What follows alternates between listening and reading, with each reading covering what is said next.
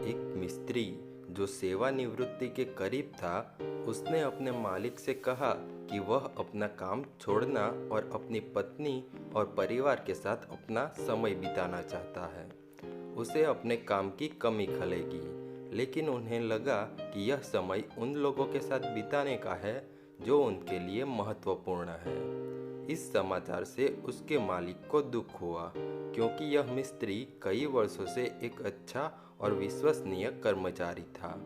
उसने मिस्त्री से पूछा कि क्या वह उस पर एक एहसान कर सकता है और सिर्फ एक और घर बना सकता है।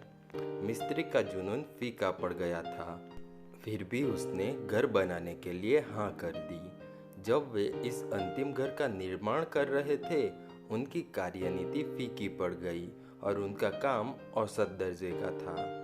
उन्होंने सबसे सस्ती और घटिया सामग्री का इस्तेमाल किया और जहाँ भी संभव हो कम से कम काम किया।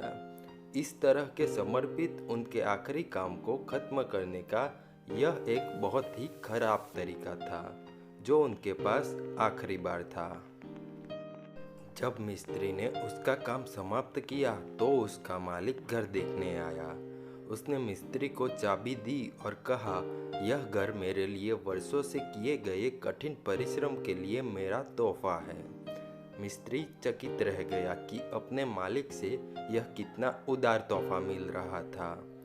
लेकिन अगर उसे पता होता कि वह घर अपने लिए बना रहा है, तो वह एक उच्च गुणवत्ता वाला घर बनाने के लिए अपने सारे प्रयास कर देता।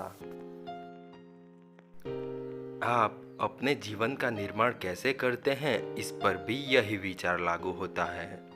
हर दिन जब आप जागते हैं तो आपको अपना सर्वश्रेष्ठ काम करने का अवसर मिलता है।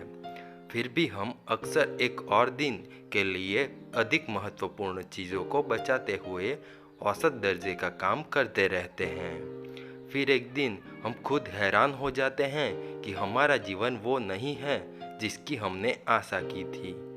जिस घर को हमने रहने के लिए बनाया है, उसमें प्रयास की कमी के कारण बहुत सी खामियां हैं।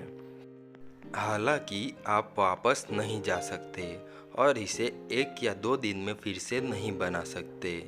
जैसा कि लोग कहते हैं, जीवन अपने आप में ही करने वाला बहुत बड़ा काम है।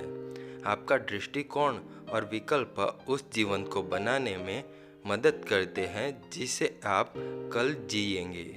तो आपका जीवन ध्यान से बनाएं। आशा है कि आपको ये कहानी अच्छी लगी हो। वीडियो को अंत तक देखने के लिए धन्यवाद। आप हमेशा खुश रहो, ऐसी शुभकामनाएं।